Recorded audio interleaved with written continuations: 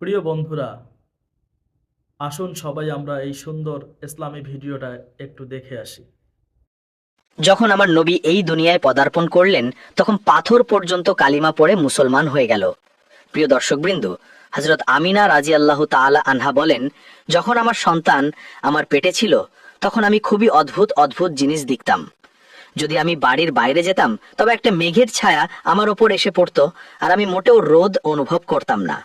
যদি আমি পানি আনতে জমজমের কুয়ার দিকে যেতাম, তবে পথের গাছগুলো তাদের ডালপালা আমার সামনে ঝুঁকিয়ে দিত, যেন তারা আমাকে সালাম করছে।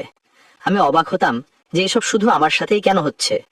যখন আমি জমজমের কুয়ার কাছে পৌঁছতাম, তখন নিচের পানি নিজের থেকেই ওপরে উঠে আসতো এবং একেবারে কুয়ার মুখ পর্যন্ত ভরে যেত। তারপর আমি নিজের হাতে বালতি ধরে পানি তুলে নিতাম। মক্কার মহিলারা আমাকে কুয়ার কাছে আটকে দিত এবং যেতে দিত না। তারা বলতো, হে আমিনা, তুমি আরেকটু এখানে দাঁড়াও, নইলে তুমি চলে গেলে পানি আবার নিচে নেমে যাবে, আর আমাদের পানি তুলতে খুব কষ্ট হবে। এভাবেই হযরত আমিনা রাদিয়াল্লাহু তাআলা আনহা বলেন, আমি শুনতাম যে যখন কোনো সন্তান পেটে থাকে, তখন মায়ের অনেক কষ্ট সহ্য করতে হয়। কখনো হাত পায়ে ব্যথা, কখনো মাথা ব্যথা, কখনো বমি, কখনো জ্বর, আর কখনো বিরক্তি। এসব কথা শুনে আমি ভাবতাম, আজব ব্যাপার, আমার তো পুরো 9 মাসে কোনো কষ্টই হয়নি। এমনকি যতদিন আমার সন্তান আমার পেটে ছিল, আমার মাথা ব্যথাও হয়নি। হযরত আমিনাকে অদ্ভুত অদ্ভুত স্বপ্নও দেখা দিত। তিনি বলেন, যখন আমি রাতে ঘুমাতাম, তখন আমি স্বপ্নে দেখতাম যে আমার শরীরের ভেতর থেকে একটা নূর বের হলো, আর তা পুরো দুনিয়াকে আলোকিত করে দিল। এসব দেখে আমি নিশ্চিত হয়ে গিয়েছিলাম যে আমার পেটে যে সন্তান আছে, সে নিশ্চয়ই কোনো সাধারণ মানুষ নয়। পয়গাম্বর হযরত মুহাম্মদ মুস্তাফা সাল্লাল্লাহু আলাইহি ওয়াসাল্লাম যখন তার মা হযরত আমিনা রাদিয়াল্লাহু তাআলা আনহার পেটে ছিলেন, তখন একদিন তার দাদি তার দাদাকে ইশারায় ডেকে বললেন, তুমি কি জানো এই পুত্রবধূ আমিনা খুব দামি আতর ব্যবহার করে? আমি তো বিরক্ত হয়ে গেছি, তুমি আমিনা কাছে এ ব্যাপারে জিজ্ঞেস করো। এ কথা শুনে তার দাদা বললেন, এ ব্যাপারে তুমি নিজেই জিজ্ঞেস করতে পারতে, তুমি জিজ্ঞেস করনি কেন? তখন তার দাদি বললেন, আমি অনেকবার চেষ্টা করেছি, কিন্তু যখনই আমি আমিনার সামনে যাই, তখন তার নুরানি চেহারা দেখে চুপ হয়ে যাই। আমিনার চেহারায় এতটাই উজ্জ্বলতা এসেছে যে আমি কিছু জিজ্ঞেস করতেই পারি না, তুমি নিজেই গিয়ে জিজ্ঞেস করো। এ কথা শুনে তার দাদা বললেন, তুমি তো মেয়ে মানুষ, বাড়িতে থাকো, কিন্তু আমি পুরুষ মানুষ, বাইরে যাই। আমি কুরাইশের সর্দার, যারাই আমার সাথে দেখা করে তারা জিজ্ঞেস করে, হে আব্দুল মুত্তালিব, তোমার বাড়ি থেকে আতরের সুগন্ধ কোথা থেকে আসে? আর হ্যাঁ, একটা অদ্ভুত ব্যাপার হলো, এই আতরের সুগন্ধ যেখানে আমিনা যায় সেখান থেকেই আসে। আমিনা যদি রান্নাঘরে যায়, তবে সুগন্ধ সেখান থেকে আসে। যদি গোসলখানায় যায়, তবে সুগন্ধ সেখান থেকে আসে। যদি বৈঠকখানায় যায়, তবে সুগন্ধ সেখান থেকে আসে। আর এটা কোনো সাধারণ আতর নয়, এটা তো ইরাকের নয়, মিশরেরও নয়, এটা তো কোনো বিশেষ আতর। এরপর তার দাদা হযরত আব্দুল মুত্তালিব সাহস করে আমিনাকে ডেকে বললেন, বেটি আমিনা, তুমি কি জানো আমি কুরাইশের সর্দার, আমি খানায় কাবার মুতাওয়াল্লি, আমার অনেক সম্মান। আমি যেখানেই যাই লোকেরা জিজ্ঞেস করে, হে আব্দুল মুত্তালিব, তোমার বাড়ি থেকে আতরের সুগন্ধ কোথা থেকে আসে? বেটি, আমি তো আতর ব্যবহার করি না, তোর মাও আতর ব্যবহার করে না, তুমি এই আতর কোথা থেকে আনো? এই কথা শুনে হযরত আমিনার চোখে পানি এসে গেল, আর তিনি বললেন, আব্বাজান, আমি তোমাকে কি বলবো, আমি সারা জীবন কখনো কোনো আতর ব্যবহার করিনি, আমার ভালো মন্দ আতরের পার্থক্যও জানা নেই। আমি আজ পর্যন্ত কোনো আতর বিক্রেতার কাছ থেকে আতর কিনিনি। কিন্তু আব্বাজান, আমি তোমাকে একটা গোপন কথা বলছি। তারপর হযরত আমিনা তার পেটে হাত রেখে বললেন, আব্বাজান, এসব এই আগত মেহমানের বরকত। তুমি তো শুধু সুগন্ধ অনুভব করেছো, আমি যদি তোমাকে আরো কথা বলি, তবে তুমি আমাকে পাগল বলবে। এই সূর্য বারবার আমাকে সালাম করে, এই চাঁদ বারবার আমাকে সালাম করে। আর শুধু তাই নয়, যখন আমি ঘুমাই, তখন এমন এমন মহিলারা আমার সামনে দাঁড়ায়, যাদেরকে আমি কখনো দেখিনি, তুমিও দেখোনি, তারা আমার উপর হাওয়া করে। হুজুর সাল্লাল্লাহু আলাইহি ওয়াসাল্লামের দাদা হযরত আব্দুল মুত্তালিব দিনরাত কাবার কাছে গিয়ে কাবার গিলাফ ধরে কেঁদে কেঁদে দোয়া করতেন, হে আল্লাহ, আমার ছেলে আব্দুল্লাহ এই দুনিয়ায় নেই, কিন্তু তার ঘরে একটি সন্তান জন্ম নিতে চলেছে। হে আল্লাহ, এই সন্তানের হেফাজত করো এবং আমার আব্দুল্লাহর বংশকে বাঁচিয়ে রাখো। হুজুর সাল্লাল্লাহু আলাইহি ওয়াসাল্লামের সব চাচা এই অপেক্ষায় ছিলেন যে তাদের ভাই আব্দুল্লাহর ঘরে সন্তান কবে জন্ম নেবে। ইহুদিদের কিতাব তাওরাতে লেখা ছিল যে যখন শেষ নবী আসবেন, তখন তার জন্মের 10 দিন আগে আকাশে একটি লাল তারা জ্বলজ্বল করবে। যখন হুজুর সাল্লাল্লাহু আলাইহি ওয়াসাল্লামের জন্মে 10 দিন বাকি ছিল, তখন আকাশে সেই লাল তারা উদিত হলো। তা দেখে ইহুদিদের মধ্যে হইচই পড়ে গেল। তাদের আলিম সব ইহুদিদের জড়ো করে বললেন, দেখো, আকাশে লাল তারা জ্বলছে, এর মানে হলো শেষ নবী আসতে চলেছেন। যাও, খোঁজ করে দেখো এই সময় মদিনা মুনাওয়ারায় কার ঘরে সন্তান জন্মে 10 দিন বাকি আছে। ইহুদিরা মদিনায় গেল এবং খোঁজ খবর নিল। তখন অনেক মহিলা গর্ভবতী ছিল, কিন্তু কারো সময় এখনো আসেনি। কারো 2 মাস বাকি ছিল, কারো 4 মাস। তারা আলিমের কাছে ফিরে এসে বলল, মদিনায় এখন এমন কোনো সন্তান জন্ম নিতে চলেছে না। আলিম বললেন, এবার মক্কায় গিয়ে দেখো। সব ইহুদি মক্কায় পৌঁছালো এবং খোঁজ নিল যে কোন কোন ঘরে সন্তান জন্ম নিতে চলেছে। লোকেরা বলল, হ্যাঁ, এখানে মক্কায় 5 জন মহিলার ঘরে সন্তান জন্ম নিতে চলেছে। ইহুদিরা বলল, না, আমাদের এমন একটি সন্তানের খবর চাই যার বাবা ইতোমধ্যে মারা গেছে। লোকেরা বলল, হ্যাঁ, আব্দুল মুত্তালিবের নাতি জন্ম নিতে চলেছে।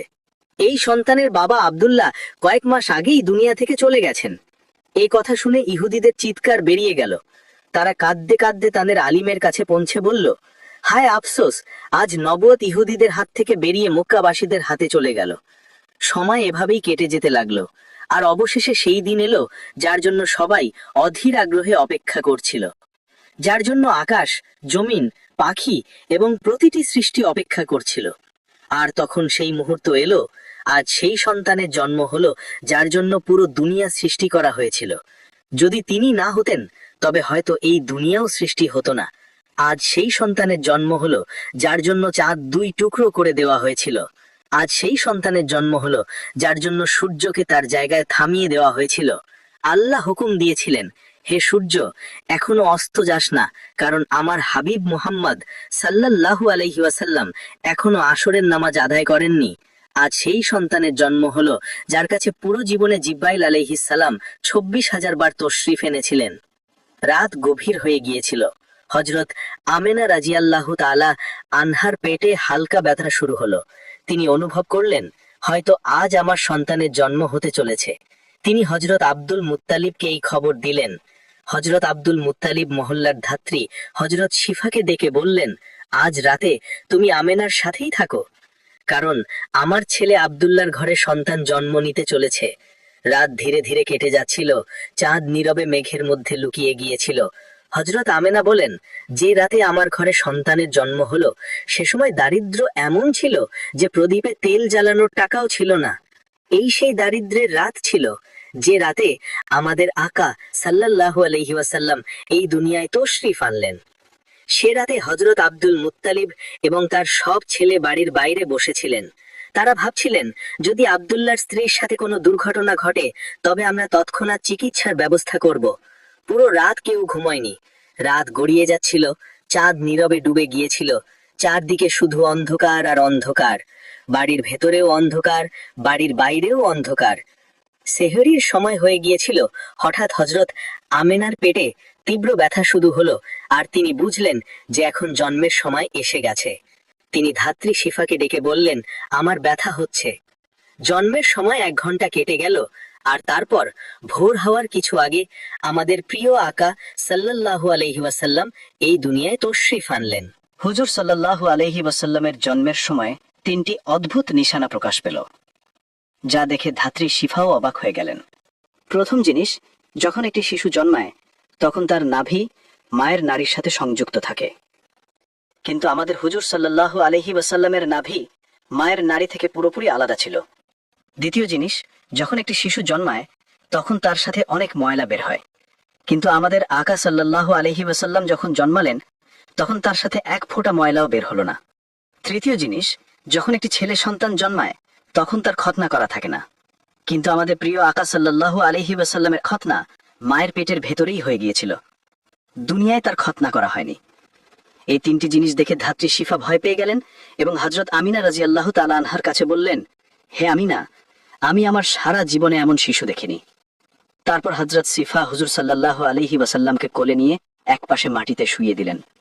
যেই তিনি শুইয়ে দিলেন, হুজুর নবী করিম সাল্লাল্লাহু আলাইহি ওয়াসাল্লাম হঠাৎ পাশ ফিরে হাঁটু গেড়ে সোজা সিজদায় চলে গেলেন। এটা দেখে হযরত আমিনা রাদিয়াল্লাহু তাআলা আনহার অবাক হওয়ার কোনো সীমা ছিল না। হুজুর নবী করিম সাল্লাল্লাহু আলাইহি ওয়াসাল্লাম পুরো 15 মিনিট সিজদায় ছিলেন। তারপর তিনি মাথা তুলে আকাশের দিকে আঙ্গুল দিয়ে ইশারা করলেন এবং পুরো দুনিয়াকে জানিয়ে দিলেন, হে মানুষ, এই দুনিয়া সৃষ্টি করেছেন শুধুমাত্র আল্লাহ।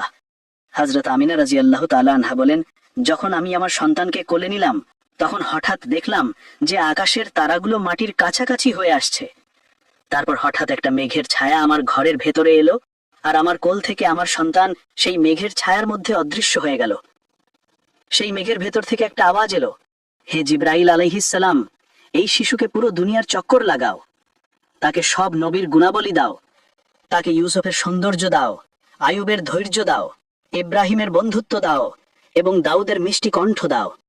হযরত আমিনা রাদিয়াল্লাহু তাআলা আনহা বলেন, কিছুক্ষণ পর সেই মেঘের ছায়া সরে গেল, আর আমি দেখলাম আমার সন্তান আবার আমার কোলে শুয়ে আছে। ভোর হতে চলেছিল। তখন ধাত্রী শিফা বাইরে বেরিয়ে হুজুর সাল্লাল্লাহু আলাইহি ওয়াসাল্লামের দাদা হযরত আব্দুল মুত্তালিবকে সুখবর দিতে গেলেন। তিনি বললেন, হে আব্দুল মুত্তালিব, তোমাকে নাতি মোবারক হোক। এই কথা শুনে সারা রাত জেগে থাকা আব্দুল মুত্তালিবের হুঁশ উড়ে গেল। তিনি এতটাই অবাক হয়েছিলেন যে আমিনার ঘরে এত সুন্দর একটি শিশু জন্ম নিয়েছে। সব চাচাও তাদের ভাতিজাকে দেখে খুব খুশি হলেন। এমনকি যখন আবু লাহাবের দাসী চুয়াইবা গিয়ে আমি লাহাবকে এই সুখবর শোনালো, হে আবু লাহাব, তোমাকে ভাতিজা মুবারক হোক, তখন এই কথা শুনে আবু লাহাব এতটাই খুশি হলো যে সে তার দাসী চুয়াইবাকে বলল, যা, আমি আমার ভাতিজার খুশিতে তোকে আজাদ করে দিলাম। হযরত আব্দুল মুত্তালিব খুব বৃদ্ধ হয়ে গিয়েছিলেন, কিন্তু খুশি এতটাই ছিল যে তিনি তার নাতিকে কোলে নিয়ে কাবার দিকে দৌড়ে চললেন। মক্কার সব মানুষও খুশিতে নাড়া দিতে লাগলো। কিন্তু আব্দুল মুত্তালিব কি জানতেন যে তার এই নাতি সেই মানুষ যার জন্য আল্লাহ পুরো দুনিয়া সৃষ্টি করেছেন? তার নাতি এত বড় মানুষ যে আল্লাহ মিরাজের রাতে তাকে মাটি থেকে তুলে সপ্তম আকাশে নিজের সামনে বসিয়েছিলেন এবং তার সাথে কথা বলেছিলেন। এই সেই নাতি যাকে যদি মন খারাপ অবস্থায় দেখা যায় এবং তার চোখে পানি চলে আসে, তবে আকাশে হইচই পড়ে যায়। হযরত আব্দুল মুত্তালিব কাবার গিলাফ ধরে তার নাতির জন্য দোয়া করলেন এবং তার নাম রাখলেন মুহাম্মদ। মুহাম্মাদের মানে হলো সেই মানুষ যার খুব বেশি প্রশংসা করা হয়। এই নাম শুনে মক্কার লোকেরা বলতে লাগলো, হে আব্দুল মুত্তালিব, তুমি তোমার নাতির এমন অদ্ভুত নাম রেখেছ, আমরা তো আজ পর্যন্ত এমন নাম শুনিনি। কিন্তু আব্দুল মুত্তালিব কি জানতেন যে এই শিশুই একদিন এত শান পাবে যে মানুষ তার পেছনে চলবে? একবার হুজুর আকরাম সাল্লাল্লাহু আলাইহি ওয়াসাল্লাম মদিনায় তার সাহাবীদের সাথে বসেছিলেন।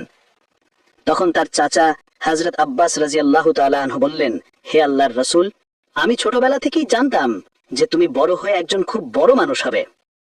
হুজুর জিজ্ঞাসা করলেন, হে চাচা যান, তুমি কিভাবে জানলে? তখন হযরত আব্বাস রাদিয়াল্লাহু তাআলা আনহু বললেন, হে আল্লাহর রাসূল, যখন তুমি মাত্র 2 মাসের ছিলে তখন এক রাতে তুমি দেখলাম তুমি খাটে একা শুয়ে কাঁদছো। আমি তোমাকে চুপ করানোর চেষ্টা করলাম, কিন্তু তুমি আমার দিকে তাকালে না, বরং হঠাৎ আকাশের দিকে তাকিয়ে হাসতে লাগলে। আমি অবাক হয়ে গেলাম। তারপর যখন আমিও আকাশের দিকে তাকালাম তখন আমার চোখ ছানা বড়া হয়ে গেল। আমি দেখলাম চাঁদ তোমার আঙ্গুলের ইশারায় নাচছে। তুমি যেদিকে আঙ্গুল নিয়ে যাও চাঁদ সেদিকেই চলে যায়। এই দৃশ্য দেখে আমি বুঝে গেলাম যে তুমি কোনো সাধারণ মানুষ নও। হুজুর বললেন, হ্যাঁ আমার চাচা যান, তুমি ঠিক বলেছ। ছোটবেলায় চাঁদ আমাকে গল্প শোনাতো, আমার সাথে খেলতো এবং আমাকে কাঁদতে দিত না। সুবহানাল্লাহ। এমন ছিলেন আমাদের নবী, যার ঘরে এত দারিদ্র ছিল যে তার মা তার এই ইয়াতিম সন্তানের জন্য একটা খেলনাও কিনতে পারতেন না। কিন্তু আল্লাহ চাঁদকে হুকুম দিয়েছিলেন, হে চাঁদ, তুই আমার মেহবুবের জন্য খেলনা হয়ে যা এবং তাকে কাঁদতে দিস না। যে দিন হুজুর সাল্লাল্লাহু আলাইহি ওয়াসাল্লামের জন্ম হলো, সেই দিন দুনিয়ার যত মূর্তি ছিল সব মুখ থুবড়ে মাটিতে পড়ে গেল। ইরানের বাদশার দরবারে একটি আগুন ছিল যা 1000 বছর ধরে অবিরাম জ্বলছিল। লোকেরা তার পূজা করত। কিন্তু হুজুর নবী করিম সাল্লাল্লাহু আলাইহি ওয়াসাল্লামের জন্মের সময় হঠাৎ সেই আগুন নিভে গেল। আর সেই বাদশা তার প্রাসাদে নিজের মুখের 14টি মূর্তি বানিয়ে রেখেছিল। কিন্তু হুজুর সাল্লাল্লাহু আলাইহি ওয়াসাল্লামের জন্মের সময় সেই সব মূর্তি মাটিতে পড়ে গেল। পরের দিন দুপুরে এক ইহুদি লোক তার জিনিসপত্র বিক্রি করতে মক্কা এসেছিল।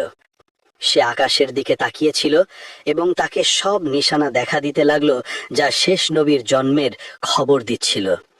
সে মক্কাবাসীদের জিজ্ঞেস করলো, আজ কারো ঘরে সন্তান জন্মেছে কি? লোকেরা বলল, হ্যাঁ, অমুক অমুক মহিলার ঘরে ছেলে হয়েছে। এ কথা শুনে সে ইহুদি বলল, না, আমাকে এমন একটি সন্তানের কথা বলো যার বাবা নেই। তখন লোকেরা বলল, হ্যাঁ, আব্দুল মুত্তালিবের নাতি জন্মেছে। তার বাবা আব্দুল্লাহ কয়েক মাস আগেই ইন্তেকাল করেছেন। এই কথা শুনে ইহুদি বলল, আমাকে সেই শিশুকে দেখাও, আমি তাকে নিজের চোখে দেখতে চাই। তারপর সেই ইহুদি হযরত আমিনা রাদিয়াল্লাহু তাআলা আনহার বাড়িতে পৌঁছল। সে হুজুর সাল্লাল্লাহু আলাইহি ওয়াসাল্লামকে তার কোলে নিল। তারপর হঠাৎ সে শিশুকে উল্টিয়ে দেখল এবং হুজুর নবী করিম সাল্লাল্লাহু আলাইহি ওয়াসাল্লামের পিঠের দিকে দৃষ্টি দিল। তখন তার চিৎকার বেরিয়ে গেল, কারণ হুজুর নবী করিম সাল্লাল্লাহু আলাইহি ওয়াসাল্লামের পিঠে নবুয়তের মোহর লাগানো ছিল। যখন সে ইহুদি নবুয়তের এই মোহর দেখল, তখন সে কাঁদতে লাগলো এবং বলতে লাগলো, হায় আফসোস, আজ ইহুদিদের হাত থেকে নবুয়ত চলে গেল। এই হলেন আল্লাহর শেষ রাসূল।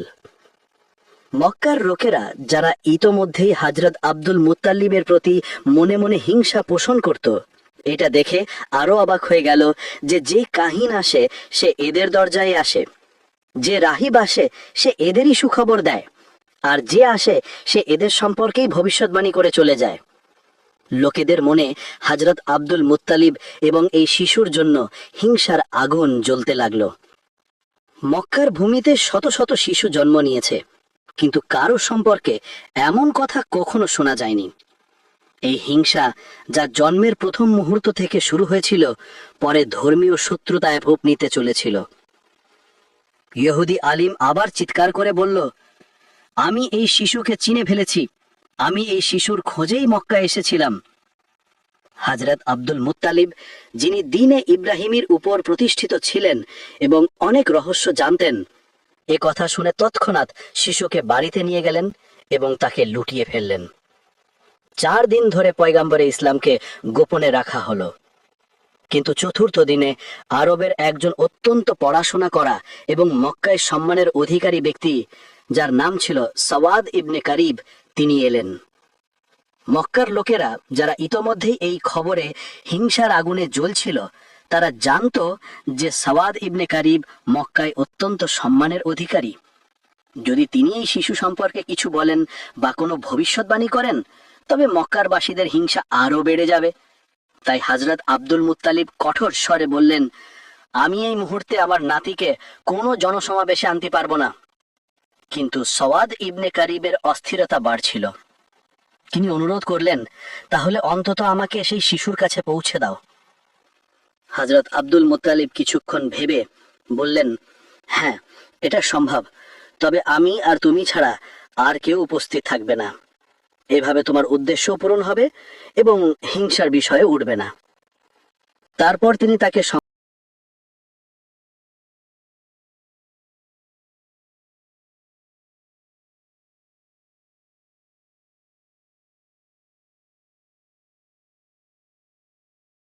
যিনি পড়াশোনা করা এবং জ্ঞানী ব্যক্তি ছিলেন, তিনি বুঝে গেলেন যে এটাই সে নিশানা যার কথা কিতাবে লেখা আছে, শেষ জমানার ইশারা।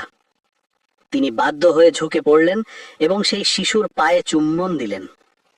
তারপর হযরত আব্দুল মুত্তালিবের দিকে তাকিয়ে বললেন, আপনি সাক্ষী থাকুন, আমি এই শিশুর উপর এখনই ঈমান আনছি। আমি জানি যখন এই শিশু রিসালাতের ঘোষণা করবে, ততক্ষণ পর্যন্ত আমি বেঁচে থাকব না। কিন্তু আমি আজই সাক্ষ্য দিচ্ছি যে এই হলেন আল্লাহর শেষ রসুল। এভাবে বানু হাশিমের পরিবারের বাইরে পয়গম্বরে ইসলামের জন্মের পর প্রথম ঈমান আনা ব্যক্তি হলেন সওয়াদ ইবনে কারিব। এই ঘটনা হুজুর আকরাম সাল্লাল্লাহু আলাইহি ওয়াসাল্লামের জন্মের চতুর্থ দিনের। তারপর সপ্তম দিনে হযরত আব্দুল মুত্তালিব তার নাতির আকিকা করলেন এবং পুরো মক্কার লোকদের আকিকার দাওয়াতে ডাকলেন। কিন্তু তখন থেকেই কিছু লোক হযরত আব্দুল মুত্তালিবের শত্রু হয়ে গিয়েছিল এবং মনে মনে ভাবছিল যে যদি এই শিশু বড় হয়ে নবুয়তের ঘোষণা করে, তবে আমাদের জন্য শুধু ধ্বংসই ধ্বংস। এই পরিস্থিতিতে রাব্বে কারিমের মাসিয়াত এই ছিল যে পয়গম্বরে ইসলামকে কিছু কালের জন্য মক্কার ভূমি থেকে অদৃশ্য রাখা হলো, যাতে তার শত্রুরা তাকে খুঁজতে এসেও ব্যর্থ হয়ে ফিরে যেতে পারে। কিন্তু অন্যদিকে শত্রুদের দল ক্রমাগত হুজুর আকরাম সাল্লাল্লাহু আলাইহি ওয়াসাল্লামের খোঁজে লেগেছিল।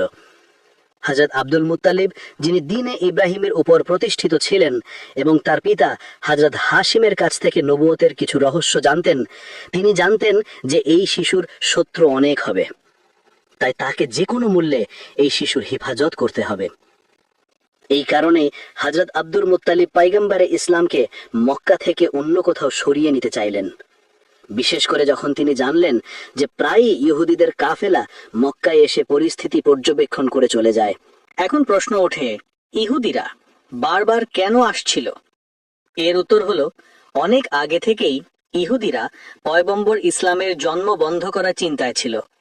আবদে মুনাফের ওপর হামলা হয়েছিল, হযরত হাশেমের ওপর হামলা হয়েছিল, হযরত আব্দুল মুত্তালিবের ওপর হামলা হয়েছিল এবং এমনকি হযরত আব্দুল্লাহর ওপরও হামলা হয়েছিল।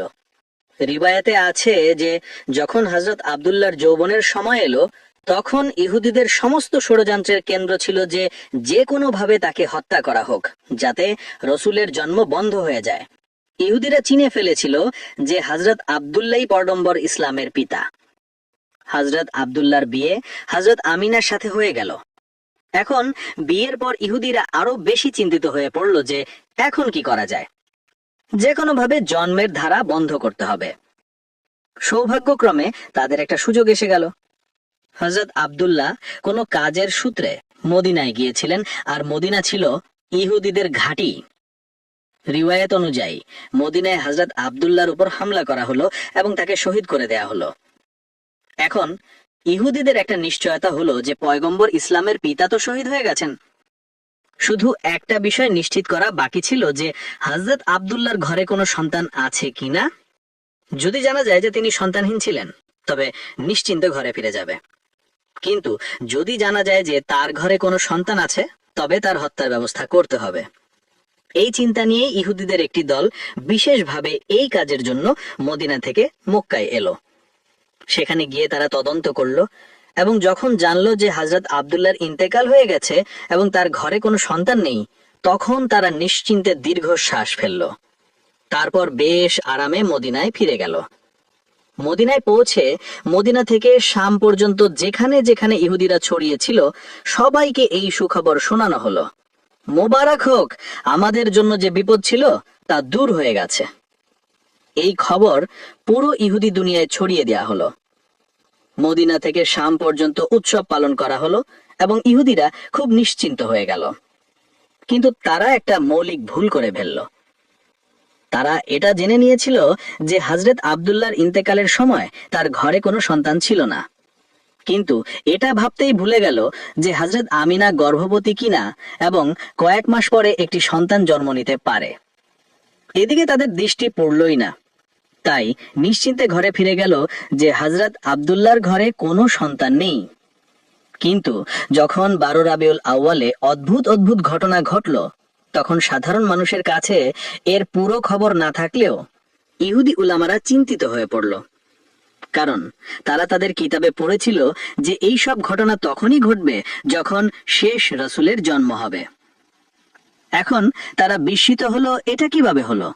শেষ রাসূল কিভাবে জন্ম নিলেন যখন আমরা পুরো নিশ্চয়তার সাথে তার পিতাকে হত্যা করেছি এবং আমরা এটাও জেনেছিলাম যে তার ঘরে কোনো সন্তান ছিল না?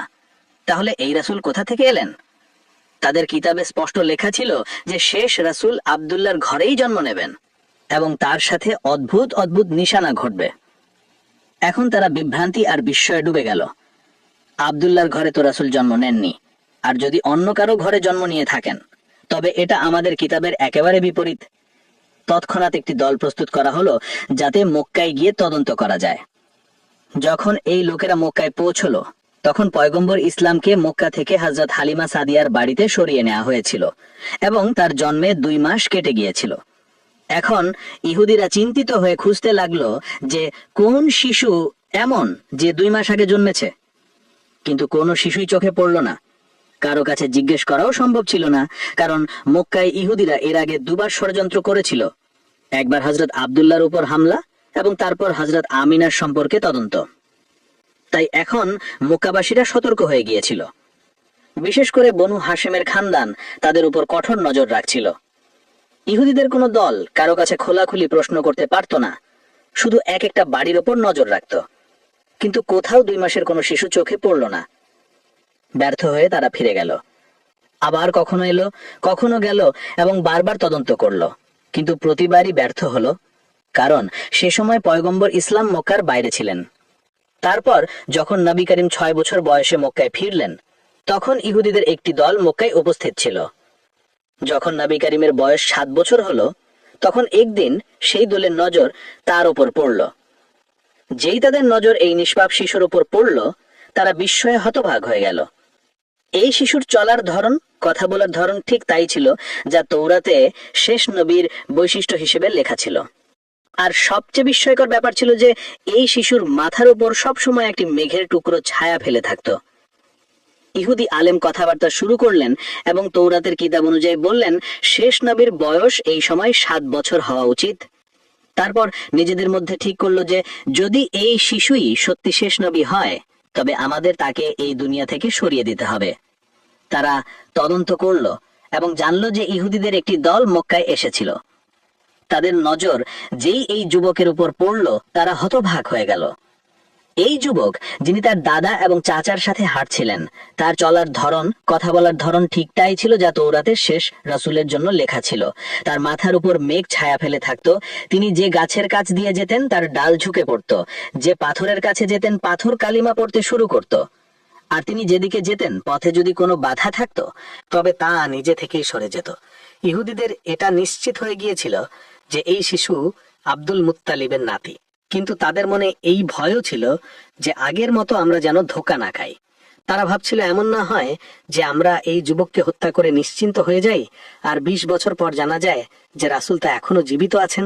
তাই এবার তারা শতভাগ নিশ্চিত হতে চাইল যে এই যুবকই আল্লাহর সত্যিকারের পয়গাম্বার।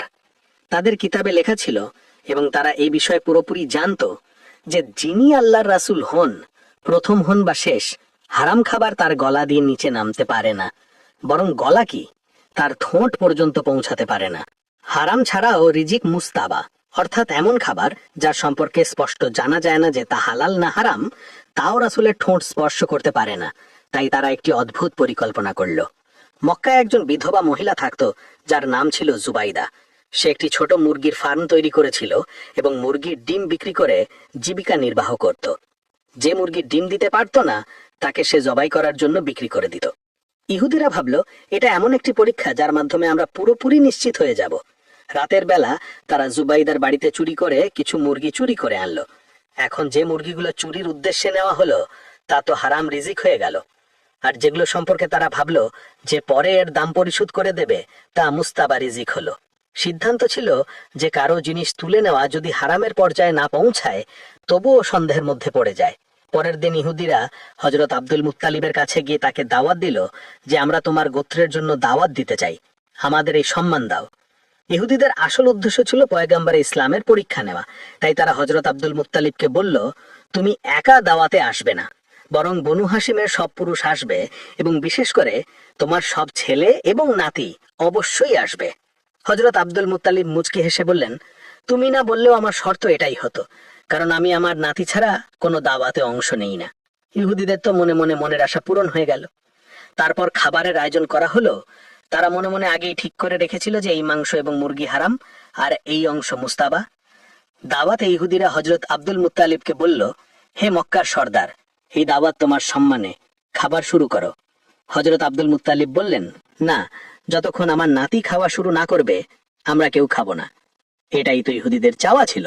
সবার দৃষ্টি রাসূলুল্লাহর দিকে গেল। তারা বলল, আপনি বিসমিল্লাহ বলুন। রাসূল খোদা শান্তভাবে বললেন, না, এই রিজিক আমাদের জন্য নয়।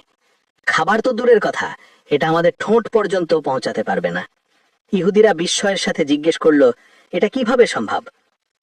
আপনি সাল্লাল্লাহু আলাইহি ওয়াসাল্লাম বললেন, হ্যাঁ, এই খাবার আমাদের জন্য নয়। তারা বলল, আমাদের অনুমতি দিন, আমরা আপনাকে খাবার খাওয়াই এবং দেখি এটা কিভাবে পৌঁছায় না। পয়গাম্বার মুচকি হেসে বললেন, ঠিক আছে, যদি খাওয়াতে পারো তবে খাওয়াও। এখন যখন ইহুদিরা রুটি এবং মাংস দিয়ে একটি লোকমা তৈরি করে হুজুরের দিকে এগিয়ে দিল, কিন্তু অদ্ভুত ব্যাপার হলো, যেই লোকমাটি হুজুরের ঠোঁটের কাছে পৌঁছলো, তখন মনে হলো কেউ যেন জোর করে তাদের হাত খুলে দিল, আর লোকমাটি দস্তরখানের ওপর পড়ে গেল। একবার, দুবার, এমনকি 10 বার চেষ্টা করা হলো, কিন্তু লোকমাটি হুজুরের ঠোঁটে লাগলোই না। কাছে পৌঁছতো, কিন্তু হাত নিজে থেকে খুলে যেত এবং নিচে পড়ে যেত। ইহুদিরা বাইরে থেকে চিন্তিত দেখালেও মনে মনে খুশি ছিল যে অর্ধেক নিশানা তো পূরণ হয়ে গেল। এটা হারাম খাবার ছিল। এখন তারা মুস্তাবা খাবার এনে পেশ করলো এবং আবার বলল, শুরু করুন। পয়গাম্বার তখনও শান্তভাবে বললেন, এটাও আমাদের জন্য নয়। ইহুদিরা বলল, আমরা খাওয়াই। আপনি বললেন, ঠিক আছে, চেষ্টা করে দেখো। এখন যখন কেউ লোকমা হাতে নিয়ে পয়গাম্বার ইসলামের মুখের কাছে আনতো, তখন তা হয় ডান দিকে সরে যেত, নয় বাঁ দিকে, কিন্তু ঠোঁট পর্যন্ত পৌঁছতই না। ইহুদিরা হযরত আব্দুল মুত্তালিবকে বলল, আমরা তো পুরো নিষ্ঠার সাথে এই দাওয়াত দিয়েছিলাম, কিন্তু বুঝতে পারছি না এটা কি হচ্ছে। এতে কি কোনো ঐশী রহস্য আছে? হযরত আব্দুল মুত্তালিব এবং পয়গাম্বারে ইসলাম দুজনই বুঝে গিয়েছিলেন যে ব্যাপারটা কি, কিন্তু বলার সুযোগ ছিল না। বনু হাশিমের পুরো খানদান ঈমান তাদের বাড়িতে ফিরে এলো, আর ইহুদিদের পুরোপুরি নিশ্চিত হয়ে গেল যে এই রাসূল সত্য। তাই এরপর একটি নতুন ধারায় ষড়যন্ত্র শুরু হলো। যদি এই বয়ানটি আপনার পছন্দ হয়ে থাকে, তবে এটি অবশ্যই আপনার বন্ধুদের মধ্যে শেয়ার করুন। আর যদি আপনি চ্যানেলে প্রথমবার এসে থাকেন, তবে চ্যানেলটি সাবস্ক্রাইব করতে ভুলবেন না।